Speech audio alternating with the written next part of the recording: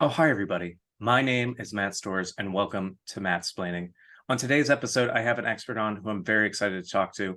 Expert, please introduce yourself and tell us what you're an expert in. Hello, my name is Andrew Taven, and I'm a comedian and writer, and a lot of that writing has been the personal finance space. I actually got my financial educator certification from the National Financial Educators Council, and I think it's expired, and so I'm probably supposed to renew it, but I don't think that changed in the last couple of years. So I think it still counts. Excellent. Yeah, my understanding of personal finance, I feel, is pretty specific in a lot of ways. But I think one of the most important things that people overlook with their personal finance is the number of credit cards that they should have open. And I think that people think I should have as many credit cards as possible or as few credit cards as possible. But I think what most people really need to be doing is credit surfing more. You start with one credit card, you get as much credit on that credit card as possible. You just fill it up with as many purchases as you want, the necessities, that new scarf that you've always wanted, those leather gloves that you've been looking at with the cashmere lining, very nice. And then what you do is when it gets really high, people are going to be like, oh, this person, they know what they're doing with credit. And then you're going to get the introductory rate, the 0% Did transfer. you spend too much on the cards? Yeah, you spent too much on the cards. Basically, you spend as much money as you possibly can. And then other credit card companies see that and they're like, we got to get this person. This is too good of a person to pass up. So they give you those introductory rates. And so that way you can move some of that credit or all of that credit to this new card and use that original card again and basically not be paying any interest on that money you moved over. And I think that a lot of people just don't do that enough and then don't open another card once that card gets too full, etc., to the point where like you need to get in the course of 2 3 years 2 to 5 cards a year, move as much information and money around as you possibly can. And then I think it's also important. A lot of people talk about how you should have spreadsheets. I think one of the most important things is just to have an abacus and have each little bead of the abacus actually represent each one of your paychecks and just move each bead as you get them in. And that's all you really got to think about. You're getting money in. You don't have to think about the money you're putting out. And people think that you need to focus on retirement. You shouldn't necessarily be focusing on retirement. Not everybody's going to retire. Maybe you want to work for the rest of your life. Maybe you're going to get hit by a city bus and you're going to be able to sue the city at some point. And if that's the case, you're set for life. And you just have to do that when you're young and young enough to where you can get basically where you can heal up effectively, where you could travel or you could do the things that you wanted to do, joining high society. And I think that that's something that a lot of people they wait too long to get hit by the city bus, and then they're in their 50s, 40s, 50s, and then they kind of walk a little funny. They want to go to Greece, but they can't do as many things as well. They try to drink the wine in Italy, but the tannins start making their jaw hurt because they got TMJ because the stress of thinking about their finances for too long because they didn't facilitate getting hit by that city bus earlier. Yeah, And they I got think bus jaw. exactly they got bus draw, that stress from the bus. And then I think that one other thing that people think about is subway turnstile jumping. They think like, oh, I'm going to save 290 or whatever it is by jumping over this turnstile, but then like there's a police officer, they're waiting for you to jump over that, and that just fills them with too much joy. So it's better to pay that 290, pay for your bus, pay for your subway.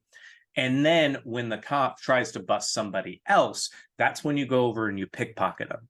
Mhm. That's the ideal of. There's a wonderful secondary market for the turnstile jumpers. They're going to put down their backpack You pick up that backpack, you walk away. They're looking for their wallet. You say, "Hey, let me help you. I'll grab that thing from you. I'll grab that speaker that you're trying to put through the turnstile." And you walk away with that speaker and you resell it. And that's just a great way. Secondary income is what really people need to think about. And not everybody can get on OnlyFans. Not everybody can get on things where they can work 2 or 3 days a week with their side hustle. There aren't enough multi-level marketing schemes to sustain us all. So sometimes some of us have to find our hustles in just picking up backpacks that are left on the train and hoping that it's actually just filled with money. Now, based on what you've heard so far, about how much of that would you say is accurate? I would say, so I want to say at the beginning that this, don't take anything I'm saying as financial advice for legal purposes right here, but it's maybe general advice that people could consider or not. I would say I'm not gonna, in my professional capacity, I'm not gonna sign off on any of the criminal activities. Okay. That's mostly me covering my own ass. So I'm not even gonna comment on the effectiveness of those techniques. That's something that I'm only commenting on my level of endorsement, which is 0. Okay. I think for so it's interesting, the card surfing, I would say is not completely accurate, but it's not, there are elements of credit card use that I think can be sort of, I think it's interesting because you see sometimes, I've seen at least online, apparently outside of the US, credit card use is much rarer, just based off of, I have no idea if that's true. That's just what I've seen, like online discourse of Europeans being like, oh, the American mind loves its points and earning Right. points for flights. But, and part of this, I think, is because of our credit score system that we have. I recall I'm supposed to give you an evaluation of how accurate it was. I'm going to say it's 3 out of 4 crimes. 3 out of 4 crimes. Okay, great. Yeah. So are these blue collar crimes or white collar crimes? I mean, I think pickpocketing is blue collar. Okay. Right? Is it? I suppose it's right. It's the difference is how many pockets you're picking all at once, right, man? You know what I'm talking about? You pick one pocket, that's blue collar. You pick 1,000 pockets, suddenly it's white collar, and you get a show on USA or whatever. Exactly. You're now a mentalist as opposed to a pickpocket. Yeah, exactly. You've become a Dr. House. Exactly. I would say again about credit card use. The way that our credit system works, which is a relative, well, I guess if you want to think of the 70s as relatively recent, that's where you kind of had standardization. I was actually a feather in my cap. I'm not sure if I am anymore, but I was at one point one of the top citations. An article I wrote for the Op5 Financial Sense blog was, or sorry, OpU. Op5's OpU blog was one of the top Wikipedia citations. Very cool. I know, yeah, very, very exciting. Big, that's how you know you made the big times for history of credit scores. Actually, I'm a little curious. Let's find out live. Yeah, why not? Yeah, check that out. History of credit scores, Wikipedia. I haven't checked it in a few years. Credit score. Well, there should be a page for like history of credit scores in America, I want to say, unless maybe they condense that here. United States, credit scores in the United States. I think this might have been the page. Let me search Andrew Taven Wikipedia. See if that pops up. Now, yeah, where might have changed it. Yeah. Sorry, getting off topic. No. This is totally fine. How much does Wikipedia, like the charity aspect of personal finance, like how much should people be donating to Wikipedia to make sure that their citations stay on Wikipedia? Yeah. Oh, I had to do terrible things to get it up there. So I feel I don't want to outline all of the back alley stuff I was doing to make that happen. But to speak actually, I mean, charitably, people, the average person, there's a lot of talk like wealthy people and how they'll use charitable donations to get tax write-offs. Obviously, it's worth saving your charitable receipts because you might as well get those tax write-offs. But for the average person, it's not like you're gonna probably be able to change your financial outcome too much just from that. Though it's obviously a nice thing to do for good causes anyway, and I might as well get the write-off. That makes a lot of sense. I say one of the big things in that make up your credit score. Let's see if I remember this off the top of my head because I had to write about the 5 factors that make up your credit score so many times. There is your credit history, which I believe is the largest factor, and that is accounts, that is payments you've made, on-time payments. Unfortunately, a lot of payments will show up if they're late. They'll show up as a negative on your credit score, but certain things won't necessarily show up as a positive. Mhm. And then you have your credit mix, your account lengths, which is how long the accounts you've had are open. Credit mix is the different kinds of accounts. Your open credit, like your credit limits, and it's the fifth one, 5 part. Let me look up Okay. Andrew Taven, 5 parts of credit score, because you could see my article let's see, this is an article I wrote in, oh, who can tell, because they updated it a couple months ago. I was laid off from here in February 2022, so I guess they're still updating stuff. I mean, it does take time. One of the things that I think people overlook and is the difficulty of updating information online about those writers. I think that like if you're a cited writer on Wikipedia and you've written all of these articles, they're gonna, kind of want to keep you around, so to speak, and keep that information up saying that like, oh yeah, this person is one of our writers, even if you have been gone from that organization for a while. Yes, and that does seem to be the case. So, okay, I refreshed my memory. It is payment history, amounts owed, length of credit history, new credit, and your credit mix. And so the biggest factor is payment history. And Hmm. so I think some people don't necessarily you hear this sometimes that people go, "Oh, I want to get a house or I want to get a car loan or something." And I've never been late on a bill, so that should be easy, right? It should be easy for me to get credit. But you, without having a credit history, you might actually struggle. You might need a cosigner. And so and this comes into this is a bit tangential to the credit surfing suggestion Hmm. you offered earlier, but one of the important things is to establish a credit history. And one of the best and most straightforward ways to do that is to have a credit card, put what you're going to buy anyway. Don't use it. I would not recommend using it to make purchases you can't afford. But for just about anything you would purchase, you can use that credit card. And then, and this is a very important part, pay off the bill in full every month. Because if you do that, you won't carry a balance month to month, which means that you won't accrue any interest payments. So you can essentially use a credit card for free. When Right.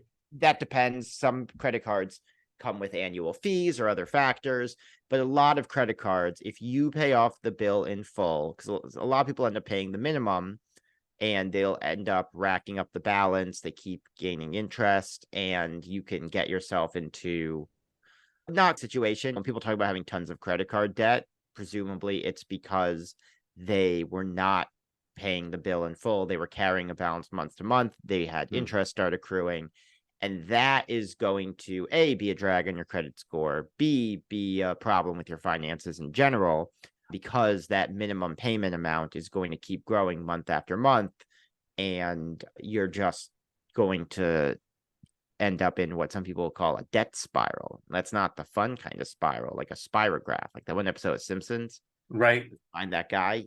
So not like that, unfortunately. Now, you mentioned having a lot of credit cards. Having multiple credit cards, again, assuming that you are paying off in full every month, all the cards you have, is actually can be beneficial towards building your credit because, as I said, one of those is credit mix, and credit limits also.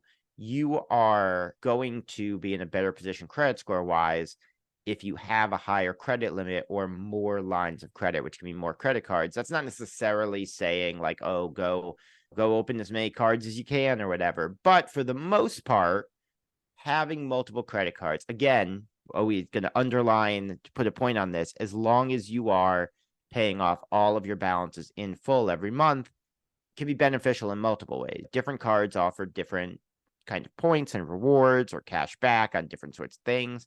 And Mhm. you can, unless you really believe that you have a problem, either if you have very irregular finances or if you have an issue with spending, if that you personally, some people have an issue with, they have a credit card and it doesn't feel like real money, they know they're going to spend more than they can afford. And certainly it is the worst thing possible would be racking up a bunch of credit card debt that you cannot pay off and gaining more and more interest. That's just going to be a bad situation. I mean, that's not the worst thing possible. There's in life, but as Mhm. far as credit card use, that's probably one of the worst things possible. The best thing possible would be responsible credit card use, because again, you get those, you build up your credit score, you get those bonuses and points and everything. And then in between that, if you don't trust yourself or for some other reason you don't think you'll be able to do responsible credit card use, you could, for example, get a secured credit card, which is a credit card that has a certain cash amount attached to it as collateral, and Mhm. you have a very limited credit card balance. So you could do that. Some people do that early on. It's a Mhm. way to get a credit card, even if you can't qualify for one. If you want to build up your credit, we would not have to worry as much about risking carrying a balance.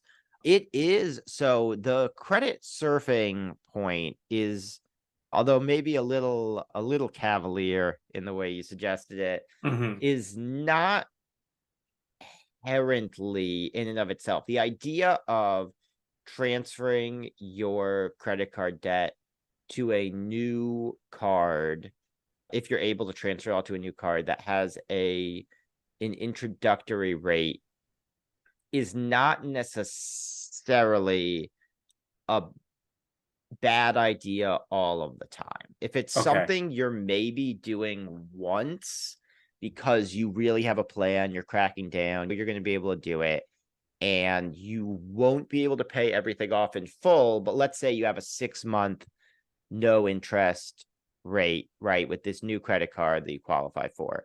And you say, well, I can't pay $5,000 in debt all at once.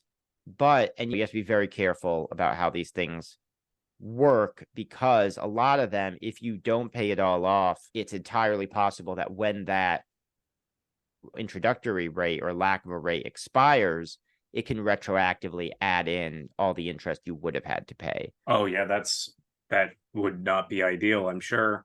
Yeah, so you do need to be very careful about that. It's the kind of plan where it's really has to be something you're doing in a very structured and planned way, where you go, okay, I can qualify this card for this card with introductory rate. I can't pay $5,000 all at once, but I know I can pay it off in 3 months. I'm going to really be living lean for the next 3 months, barely add any expenses, hopefully maybe just pay for those expenses in cash, put down or some debit card, whatever. And in 3 months, I'm going to pay 1,500 and 2,000 before that introductory rate runs out. Mhm. But you're sort of playing musical chairs with your cards and just having a bigger and bigger balance. And then you say, oh, I'm going to get a no rate card and keep doing that. And they go, well, you owe too much. That's 30% of your credit score is your amounts owed. You owe too much debt. You're rejected. You can't get a new card. And now you're left holding like that Mario Party game with the bomb or whatever. You're left Absolutely. holding the exploding bomb. So that's something you need to be careful about. But Absolutely, Andrew. yeah. I unfortunately we are out of time. Oh, okay. Yeah, but if I hope I helped. oh, I'm sure you helped quite a few people. If people wanted to learn more about personal finance or wanted to learn more about you, where would you recommend that they go? Yeah, for me, definitely go to andrewtaven.com. You can see where I'm doing shows. I think we're gonna have you on the December 7th show at 5:30. That's a Thursday at the Murder Mystery Comedy Show at Young Ethel's in Park Slope. So people should come out to that. I have some other shows before that, but hey, that one they can hear both of us. They can see both of us. So that's a plan. And also it's at 5:30. So sometimes not a lot of people are out there at 5:30 Thursday. We'll see how we do in the future, but hopefully you, the listener, will be there.